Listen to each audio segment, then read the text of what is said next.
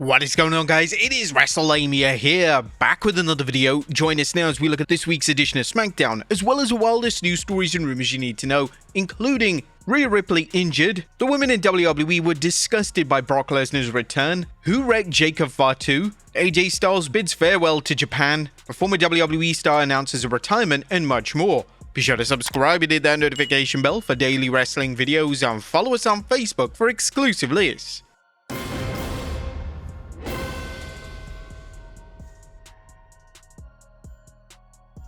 As always, we won't recap the show, but just look at the good, the bad, and the downright ugly. As always, we start off with the good, as number one, the MFTs versus the Wyatts could be awesome. And what do you do when you have two bloated factions that are getting the collective reaction of fans watching a Nia Jax match? In WWE's case, the best solution seems to be throwing them at each other in a hoss fight that will hopefully be so violent and brutal that fans start to care about them. The MFTs and the Wyatts just haven't been able to get over despite very strong pushes. At this point, WWE may feel they can kill two birds with one stone, throwing them into a feud that keeps them from dragging down other talents, and with any luck, get one or both groups over.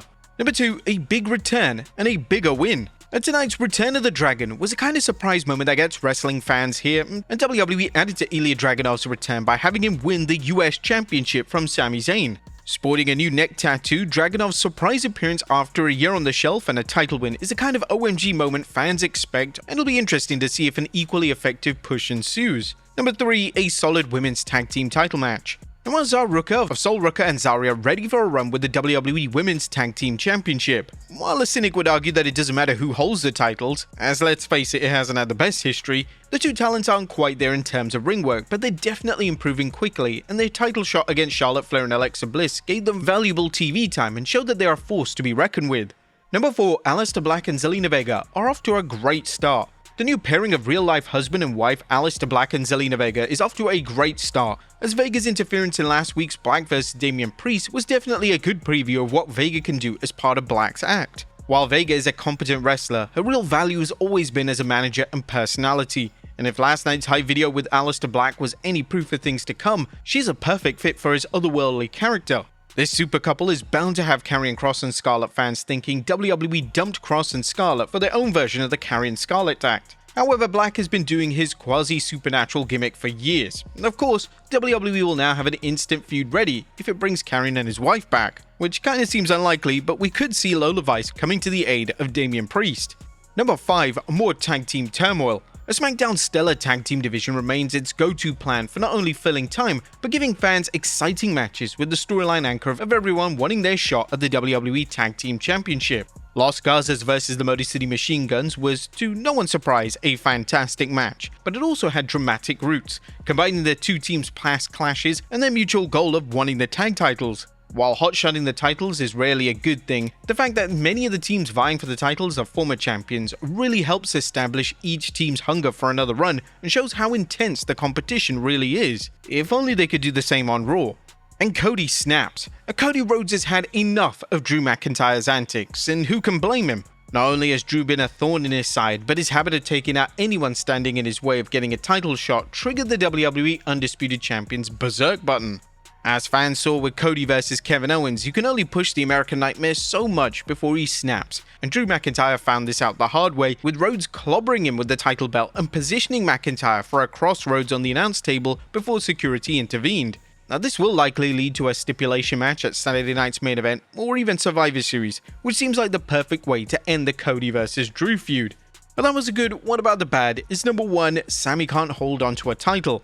Ilya Dragunov's US Championship win was a great surprise and hopefully the beginning of a real push. But it was a major letdown for Sami Zayn fans, who seemed to enjoy his open challenge for the US title and were happy to see him wearing championship gold again, as well as bringing back the title to its former glory. Regrettably, this latest title reign appears to be just another short-lived run for Sami, who's never had a dominant run with any WWE title. In fact, his longest being his Unified Tag Team Championship reign with Kevin Owens that ran around 154 days. And where was Shinsuke? Shinsuke Nakamura's appearance last week against Sami Zayn and subsequent beatdown by the MFT seemed like a great way to bring Shinsuke back on television and put him into a serious feud. At first, fans always enjoyed the artist's work, so putting him into a program with Solo Sikoa's faction showed some potential, and in the fact that this is the first time the MFTs have crossed paths with the King of Strong Style, and there's history behind the feud. So why didn't WWE have Nakamura cut a promo on the MFTs, which could have sold that he's injured, but he's also ready for revenge? Instead, fans got a quick name drop from SmackDown General Manager Nick Aldis, and that was it. While Nakamura was busy competing in Japan, it would have been great if they continued on this storyline. Judging from the MFTs versus the Wyatt 6 showdown, Shinsuke's appearance last week may have been a one-off to get the MFTs over, which shows just how disposable WWE sees its wrestlers. There was nothing downright ugly on this week's SmackDown, and quite a pleasant change from the real rubbish we've been getting for most of the year. SmackDown still has a long way to go to prove that creative is working overtime to produce compelling TV, and fans will still have to wait and see if these two shows are flukes or the start of a big turnaround. What do you guys think of the blue brand this week? Let us know in the comments down below. Now let's move on to the news. That first story looks at Rhea Ripley injured. At top of today's news is a report that Rhea Ripley suffered an injury during a match in Japan. Inside the Ropes is reporting on what happened during a match between Rhea, Io Sky, Raquel Rodriguez, and WWE Women's Champion Stephanie Baker. At one point in the match, Rodriguez powerbombed the genius of the Sky onto Ripley. This seemed to be a moment when Rhea injured her nose. She was busted open as the cameras captured her pouring blood all over the place. After the Fatal 4-Way title contest, Mommy was assisted to the back. Rhea had some fun with the mishap, posting a picture of her injury via X next to a dog with the message, "Twins." The incredibly over WWE star didn't miss a step, posting a video on X showing off her battle wounds and messaging fans, "Thank you Japan, I still love you." There's no word on whether the nose injury will keep Ripley off TV, but if so, WWE will have to decide who will take her place at War Games, as there have been reports that Rhea, Io Sky, Charlotte Flair, Alexa Bliss, and AJ Lee will join forces at Survivor Series. We're wishing all the best to Rhea for a full recovery. Next up, the women in WWE feared and were disgusted by Brock Lesnar's return. Brock Lesnar is back in WWE, but it's been reported in the Wrestling Observer his return might not be the sensation WWE is trying to present it as. As one could imagine, there were mixed feelings on the decision to bring him back. It was told to us that some were strongly against it and that some women on the staff were even more unhappy, with one using the term privately, disgusted. Even after there was belief Lesnar's return provided a momentary live pop, but even though the fan reaction in the building was more a huge star was back as a positive and not a negative, many production team members don't believe he moved the needle past the first week, and many felt that the segment with R-Truth was embarrassing. Now it remains to be seen what long-term plans WWE have for Brock Lesnar and whether fans will continue to support him. Next up, a medical update on Jacob Fatu. Jacob Fatu was written off TV last night after a mystery assailant dropped production equipment on the Samoan Werewolf, leading him a bloody mess and knocking out his teeth as well as his #1 contenders match against Drew McIntyre for the WWE Undisputed Championship. Now Bodyslam.net's Corey Hayes is reporting on why Jacob will miss time, currently estimated to be until 2026. He's getting his entire mouth worked on. When pressed for details, Hayes responded that the work is not cosmetic and is for health reasons. We're sending our well wishes to Jacob Fatu for a speedy recovery. Next up, who wrecked Jacob Fatu? Wrestling's self-proclaimed all gas and no brakes will undoubtedly be locking horns with Drew McIntyre when he returns, and some fans believe that the former US champion will have more reasons for wanting to get his hands on Drew McIntyre. In case you missed last night's Blue Brand, Jacob Fatu approached Cody Rhodes backstage, telling the American Nightmare that he was coming for him after he defeated Drew McIntyre, a match that never happened. Just who took out Jacob is unknown, as Drew McIntyre claims that he wasn't responsible. However, some fans are already pointing to the backstage video and claiming that Drew McIntyre can be seen in the video and was perhaps preparing to strike. Next up, AJ Styles says goodbye to Japan. Wrestling fans attending WWE's Japanese tour were in for a treat as AJ Styles appeared after the show with a special message for fans. The Observer described what happened, noting Styles appeared with Shinsuke Nakamura and CM Punk. Punk told the fans that the show was likely AJ's last performance in Japan, and he thanked the fans. "It should be me thanking you for everything you've done for AJ Styles, so thank you for everything you've done for me.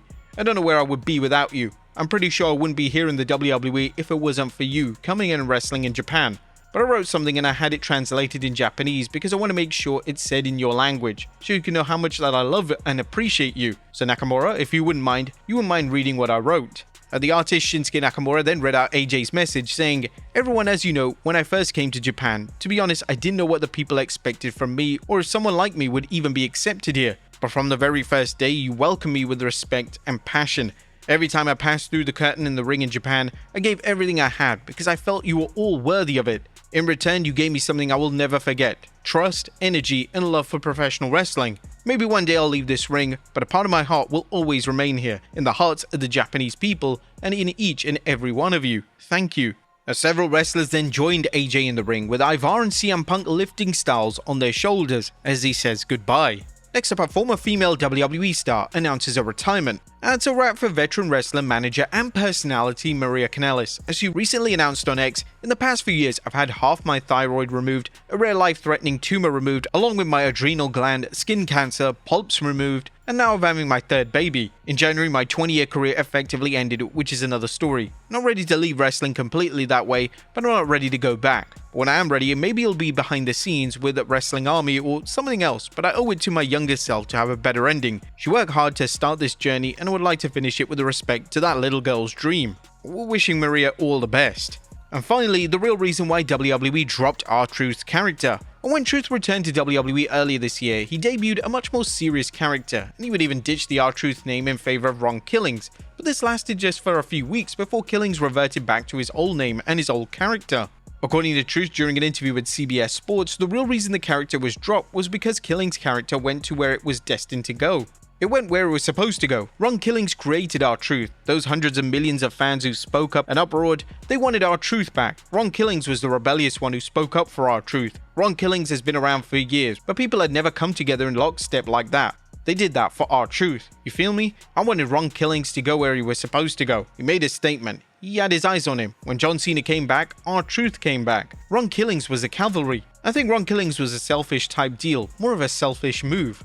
But the fact that Killings' persona was just a short-term creative direction makes little sense, as they were fully on board with the character, so much so that he returned in the main event of a PLE. This just appears to be yet another storyline that WWE pivoted on in 2025, and this year has truly been the year of creative mishaps and blunders. But there you have it, folks, our look at SmackDown, as well as the wildest news stories and rumors you need to know. Be sure to leave your comments down below, and I'll see you next time with some more wrestling content.